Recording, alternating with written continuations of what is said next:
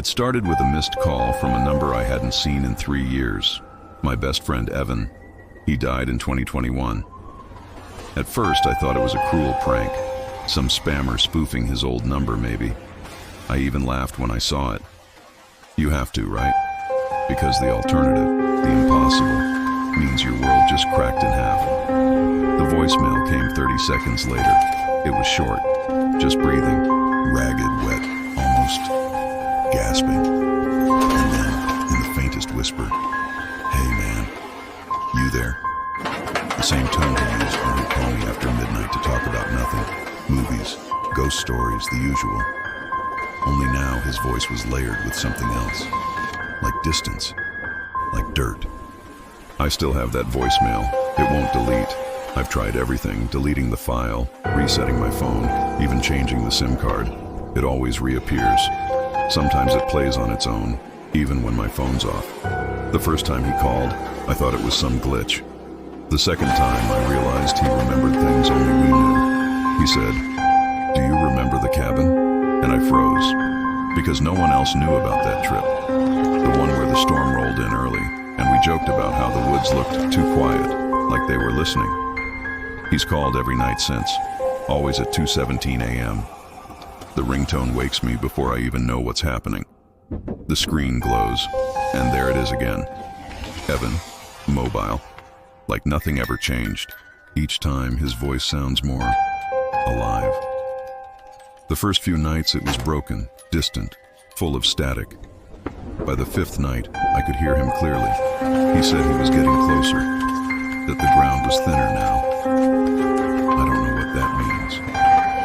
Last night, I didn't answer. I thought if I ignored it, it would stop. But when I woke up, there was a new message waiting. It wasn't just breathing this time. He was laughing, the same way he used to when we'd prank call people in high school. Only now, it felt wrong, like someone was learning to laugh again. I don't know if this is some sick joke or something worse, but I'm out of options. That's why I'm posting this. Maybe someone out there has heard of this happening before. Maybe there's an explanation, because tonight makes 7 calls in 7 nights. And the voicemail I got just now wasn't from Evan's voice anymore. It was mine. So if you're listening, if you know what this could be, please tell me how to make it stop. Because I swear, it's going to ring again in less than an hour. And I don't think I should answer this time. His name was Eli. Not Evan, sorry. I misspoke before. Habit maybe. Denial. Because sometimes saying the wrong name feels safer than saying the right one. Eli and I grew up together in a small, half-forgotten town where everyone knew your grandparents and the streets still smelled like wet pine after it rained.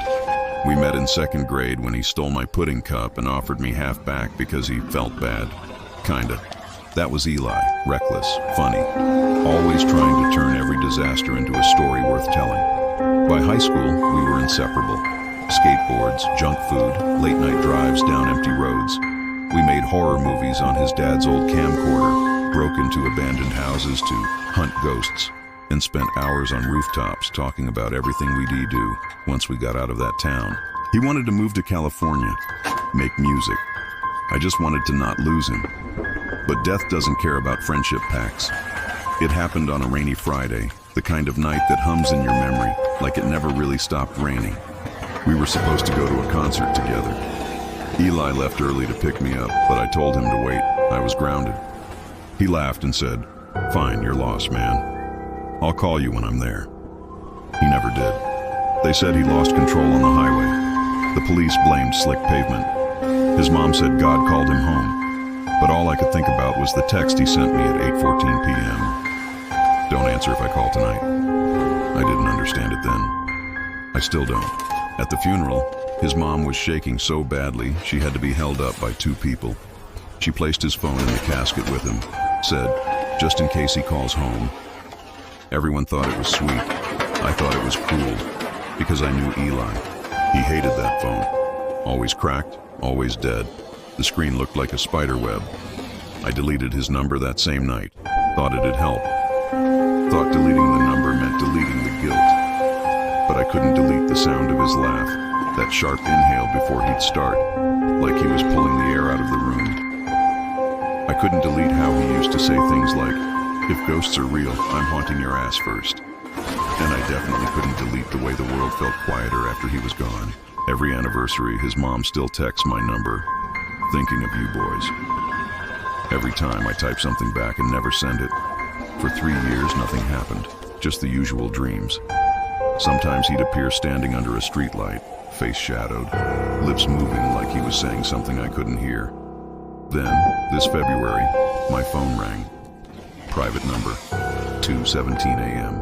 And when I listened to the voicemail, I swear, I could hear rain in the background. The same kind of rain from that night. It happened on a Tuesday, February 11th. I remember because it was one of those nights where the world felt too still. No cars, no wind. Just the soft hum of my refrigerator and the glow of my phone screen. I'd been scrolling mindlessly through old messages, half asleep when it rang. 2:17 a.m. That number. Eli's number. For a moment, I couldn't move. My brain didn't even process it as fear, more like static, confusion, disbelief, like some part of me had been waiting for this, even though I'd deleted that contact years ago. My thumb hovered over accept. Then I laughed, that kind of nervous laugh you make when your body doesn't know what else to do. Probably a glitch, I told myself. A recycled SIM card, a wrong number, something explainable. Then it rang again, and again. Each time, 2:17 a.m. So I answered. At first there was nothing, just the faint hiss of rain, like someone had their phone out in a storm. Then a crackle, a static pulse, and a breath. Then a voice I hadn't heard in 3 years. "Why didn't you come with me?"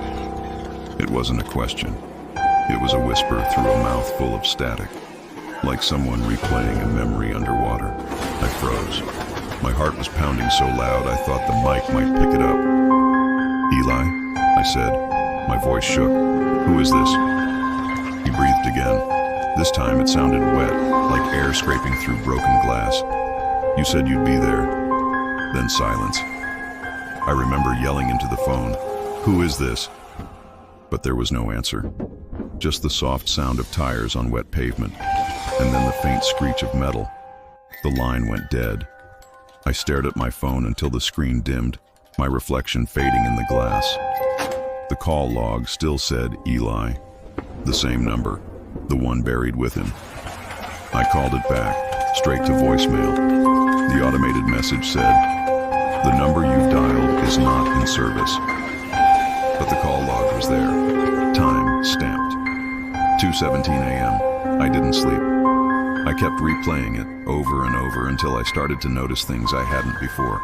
There was something else under his voice, faint, layered, like someone whispering just behind the mic. I slowed the audio down because of course I did. I had to know. At half speed I heard traffic, rain, metal scraping, and someone crying. But it wasn't Eli. It was me. That's what it sounded like anyway. The same ragged breathing, the same way I say his name when I dream about that night. And right before the call cuts off, there's a second voice. Soft, female, barely audible. He's still there. I slammed my laptop shut and sat in the dark, shaking. The call wasn't a glitch. It wasn't spam. It wasn't even a prank. Because when I checked the timestamp one more time, I realized something else. The crash report from 3 years ago said Eli died at exactly 2:17 a.m. The next night, I didn't sleep. I sat there in the dark, waiting, half of me hoping it wouldn't ring, the other half terrified that it wouldn't. When the clock hit 2:17 a.m., the screen lit up again. Same number, same name, Eli. My thumb hovered over decline, but I didn't press it. Not because I was brave, but because I needed to know. So I answered. This time, the static wasn't as harsh. It had rhythm, almost like a pulse. Underneath it, a voice, familiar, calm. "Dude, you sound tired." For a second, I forgot to breathe. He sounded normal, like we were 16 again, sneaking out to the gas station at midnight for snacks. "Eli," I whispered. "Who else?" I didn't know what to say. My throat went dry. I could hear him smiling through the static, like the last 3 years hadn't happened. You still got that old skateboard? The one you broke your wrist on? I swallowed. Yeah, it's in my closet. Man, I miss that thing. We should go again sometime. His tone was casual, too casual. I laughed, a shaky sound. Eli, you... I stopped myself, but it was too late. What? You died. The line screamed, not like a person, like a feedback loop, sharp, metallic, burning through my ear. I yanked the phone away, but the sound didn't stop. It grew, warped, until it became words. My name, repeated, 3 times. Static. Alex. Alex. Alex. Then silence. I stared at the phone, heart hammering, when his voice came back, quieter, distant. You shouldn't remember me. The words hit like ice water. I stammered. What does that mean? I was supposed to fade. You weren't supposed to answer. The static thickened again, but I started noticing patterns. It wasn't random noise anymore. The pauses were deliberate, like breathing, like language. I put the phone on speaker, opened my laptop, started recording. The waveform spiked in bursts, too regular to be interference, and then the distortion shifted again, forming syllables. Through the hum and crackle, it whispered something that froze me completely. I see you. It wasn't Eli's tone this time. It was lower, slower, like something learning to speak through him. Who are you? I whispered. No answer, just a breath against the mic. Long, heavy, aware. Then Eli's voice came back, trembling now. Don't listen to it. It's in the signal. It's where I've been. What does that mean? Where you've been. Every call, every sound, every... He cut off mid-word. The line erupted in layered voices, dozens of them, all whispering at once, like they were crawling through the wires. I caught fragments. Stay on the line. He knows now. You brought it back. The sound built until it filled the room, echoing off the walls. I slammed my phone face down on the table, but the voices kept coming. The speaker wasn't even on. When it finally stopped, my screen flashed white, then black, and a text appeared. From unknown. You heard it too. I checked my call log. No record. The number didn't exist. My phone buzzed once more, one last message before going completely dark. He's watching from the signal. I tried blocking the number, but my screen froze. A new call notification appeared. Incoming call. Me. The first text came at 2:17 a.m., just like the calls. I was half asleep, phone buzzing against the nightstand. I didn't even look at the number, I just swiped it open, expecting some scam link or spam alert. But it wasn't that. It was from Eli's contact. The name I'd deleted, the one that shouldn't exist anymore. Eli, you dropped your phone. I froze. Because I had, maybe 10 seconds earlier, while reaching for a glass of water. I stared at the screen, waiting for another message. My chest felt tight, my hand shaking as I typed back. Who is this? The typing bubbles appeared, then vanished, then appeared again. Eli, don't turn around. I laughed. I don't know why, the kind of panicked, helpless laugh that comes out when you can't breathe. My brain scrambled for logic. Maybe a hacker. Maybe a friend pulling a cruel joke. But then another text arrived. This one had a timestamp from 3 years ago, the exact date and minute of Eli's death. 02/17/2022, 2:17 a.m. It hurts. The words glowed on the screen like a pulse. I dropped my phone, literally dropped it. It hit the floor face down, screen dimming. Then it buzzed again. Photo message. When I picked it up, the preview stopped my heart. It was my house taken from outside. The porch light on, my bedroom window glowing faintly. I looked toward that same window, and for just a second, I thought I saw movement, like someone walking past the glass. I told myself it was reflection, shadows, anything. I called the number back, hands trembling. Across the room, my phone rang. My other phone. The old one I hadn't used since college, the one I kept in a drawer, turned off, battery dead. I stared at it. The screen lit up. Incoming call. Eli. And from the speaker came the faintest sound. Slow, unsteady breathing. Not through a mic, not digital, human. Then my own voice whispered back, barely audible, "Don't hang up." I slammed the drawer shut, but the messages didn't stop.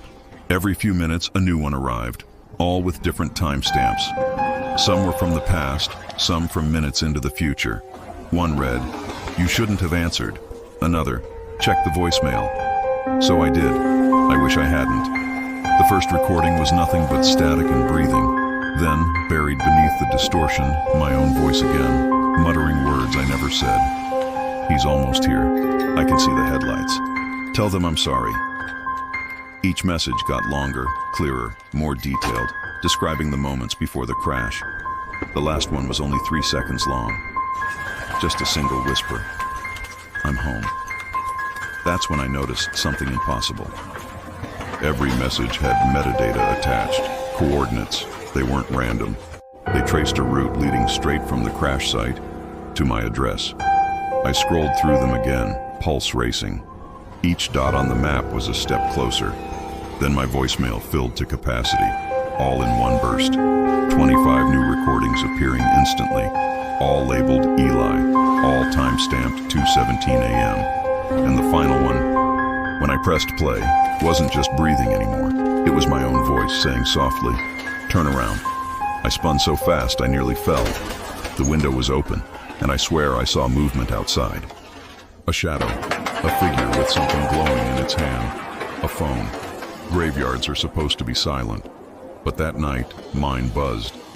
I parked just outside the gates of Hollow Creek Cemetery, headlights cutting through the fog. My hands shook as I gripped my phone, the same one that had been lighting up every night at 2:17 a.m. Each call, each message, each whisper, all leading here. When I stepped through the gate, my screen flickered. For years, this place had been a dead zone. No signal, no bars, nothing. But now, I had full reception. 5 perfect bars, LTE. The only sound was the gravel crunching under my boots and the hum of cold air moving between the headstones. Eli's grave was near the edge of the property, beneath a dying oak tree. The last time I stood there, I'd dropped a single red rose and told myself I'd never come back. But tonight, I wasn't alone. The moment I reached his headstone, my phone buzzed. I nearly dropped it. New voicemail. Unknown number. Timestamp 2:17 a.m. I didn't press play. I couldn't. Instead, I noticed something strange, a faint glow in the dirt beside the grave. Like a pulse beneath the soil, I crouched, brushed away leaves. My fingers hit something smooth, cold, and metallic.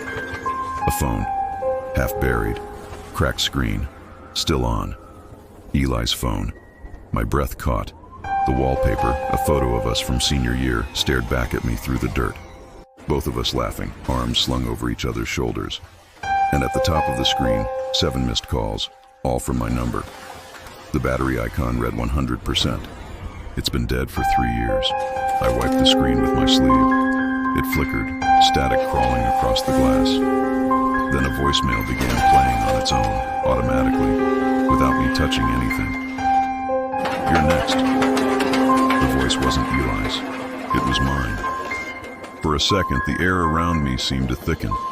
The signal bars on my phone began to drop one by one, as if something nearby was draining it. Then the buried phone screen turned black like a mirror. And in that reflection, I saw movement behind me. A hand, pale, thin, with dirt under the fingernails. It reached out, pressing against the inside of the reflection, not glass inside the screen itself. Tap, tap, tap, 3 times. I stumbled back, flashlight beam shaking across the grave. The soil where the phone had been started to shift, just a little, like something beneath it was breathing. My phone buzzed again. Incoming call, me. I stared at the screen. It showed my own photo ID, my face smiling, and the same timestamp, 2:17 a.m. My stomach turned cold. Slowly I pressed answer. At first only static, then faintly my own voice. "Why didn't you come with me?" I dropped the phone. It landed next to Eli's, both screens flickering in sync, both glowing brighter until they were the only light left in the fog. I turned to run, but the gates were gone. The fog had swallowed the path. Behind me, a ringtone started playing, soft, distorted, echoing across the gravestones. The same song Eli used as his ringtone in high school. The same one that played the night of the crash. And then, the voice again, now closer, whispering through both phones at once. "Don't hang up." The dirt at my feet shifted again, harder this time. Something underneath was pushing upward. I backed away just as a faint, dirty hand broke through the soil, still holding the phone, still glowing, still connected. I stopped answering after the graveyard. At least, I thought I did. For a while, I kept my phone turned off, shoved it in a drawer like that could somehow trap whatever was inside it. But every night at 2:17 a.m., I still heard it vibrating, even without power, even without a battery. The sound crawled through the walls, like a heartbeat muffled under drywall. I told myself it was grief, insomnia, trauma, anything but what I knew it was. But then it started happening during the day. I'd be on a normal call with my boss, my mom, anyone, and somewhere mid-sentence, their voice would warp. Static. A sharp pop. And then Eli's laugh bleeding through the line. Soft at first, like an echo in the background, then louder, closer. "Hey man, you still there?" My throat went dry. I hung up. I tried switching phones. I bought a new SIM card, new number. I didn't even give it to anyone yet. Still, the first text that came through read, "Eli, I found you." I deleted the message, but when I opened my contacts, every single name had changed. Every entry. My boss, my mom, even the pizza place. All of them renamed Eli. I scrolled in disbelief. Hundreds of Elis. Some of them had profile photos that weren't mine. Blurry faces. A highway at night. A burning car. My stomach turned when I saw one labeled Eli U. The ringtone changed next. It wasn't the default anymore. It was Eli's laugh. That same laugh from senior year, when he told me ghosts only haunt people who owe them something. The first time it rang, I froze. The sound came not just from the phone, but from the room itself, echoing faintly from the walls, like the building was laughing with him. I threw the phone across the room. It hit the wall, shattered, fell face down. Silence. Then buzz. It vibrated again. The screen was black, no power. But the vibration didn't stop. The sound grew louder, higher pitched, until I couldn't tell if it was the phone or my own head ringing. I smashed it with a hammer. The glass cracked, the metal bent, but it kept vibrating, twitching against the floor like something alive. I finally grabbed it and hurled it into the sink, turned on the water, and watched it spark. For a few hours, it was over. Then my computer rang. Not a notification, not a ringtone. A call from the same number. Eli's number. The screen flickered. Every open tab, every window, filled with the same two words, looping like a chant. Answer for him. Answer for him. Answer for him. I recorded one of the calls. I thought if I could prove it, maybe I'd stop feeling insane. But when I played the recording back, it wasn't me. It wasn't Eli. It was a whisper, faint but clear, layered under the static. He said he found a way back through you. I listened again and again. Every time it got a little louder. The whisper turned into breathing, then into sobbing, then into my voice repeating the same phrase over and over. "Don't hang up." I unplugged the mic, deleted the file, but when I checked the folder again, it had reappeared, time-stamped 2:17 a.m. By now, I hadn't slept in days. Every screen in the apartment would flicker on at that same time. My laptop, my tablet, even the TV, unplugged from the wall, lighting up with faint blue static. And beneath it all, his voice. "You shouldn't have left me." I tried screaming at it, smashing everything electronic, but it didn't matter. The moment I thought I'd silenced it, my smartwatch buzzed.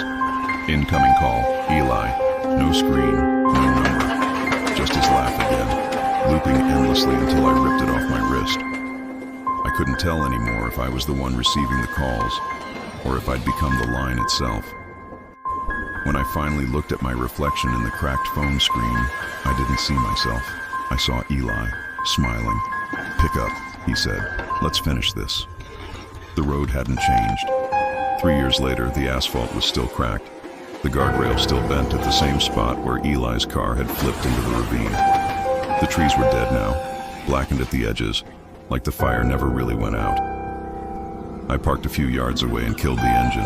For a moment, I just sat there, listening. The world was too quiet. No wind, no insects, just that faint electric hum bleeding from the back seat, even though my phone was turned off. I told myself this was the last time, the last night. I'd go back to the place it began, face whatever this was, and maybe, finally, it would stop. When I stepped out, the air felt heavy, charged. Every breath buzzed faintly against my teeth like standing too close to a live wire. The static grew louder the closer I got to the guardrail, and then I heard it. The ringtone. Eli's laugh. It echoed faintly from down the slope, near the ditch where the wreck had happened. I followed the sound, slipping on loose gravel, branches snapping underfoot. My flashlight flickered, cutting through the dark in weak, uneven pulses. The sound drew me to something half-hidden by overgrown weeds and frost, an old payphone.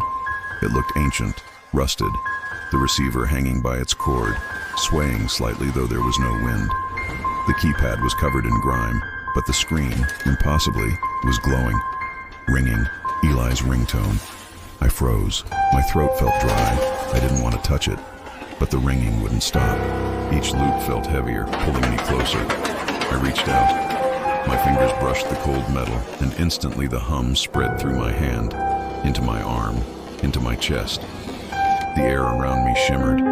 For a second, the wreck appeared again, headlights flaring, glass shattering, Eli's scream swallowed by twisting metal. Then it was gone. Only the payphone remained, still ringing. I lifted the receiver. Silence.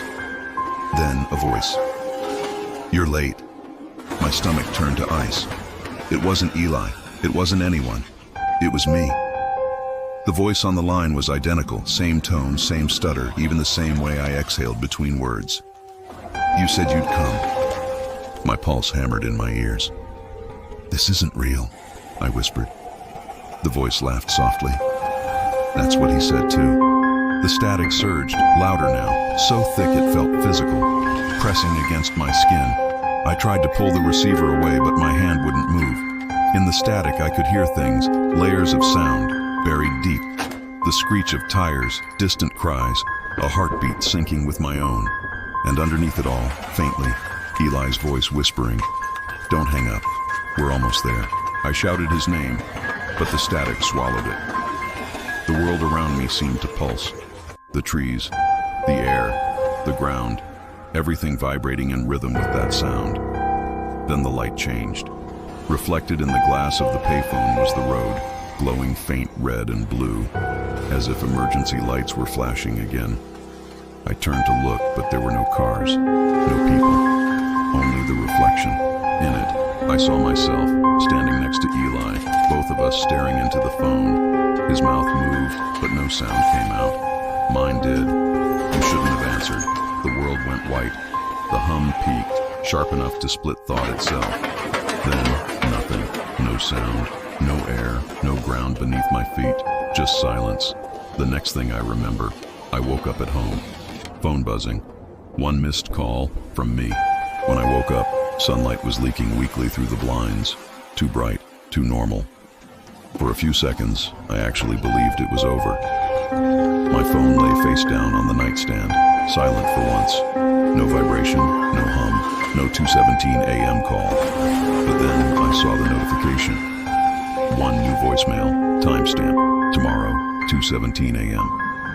At first I thought it was a glitch. Maybe the network was lagging, or maybe I was still half dreaming. But when I pressed play, the voice that came through wasn't distant or distorted. It was mine. "I forgive you." That's all it said. My chest tightened. I played it again. Same tone, same inflection, but the words weren't exactly the same. "I forgive you. Let me in." The timestamp flickered on the screen, the digits blinking from tomorrow to today. I felt my stomach drop. I tried deleting the message. The phone froze. The delete icon grayed out, then vanished. I powered the phone off, but the voicemail kept playing. Answer it this time. The voice wasn't flat anymore. It sounded alive, breathing between words. I could hear movement, faint rustling, maybe fabric brushing against a microphone. I listened closer, pressing the phone to my ear.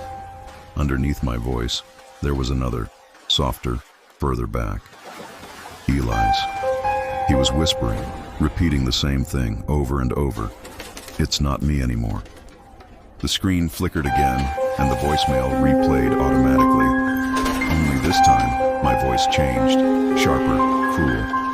I'm so glad you died instead. I dropped the phone. It hit the floor, screen first, but the audio kept going, louder now, echoing through the speaker. You were supposed to come with me. You left me there.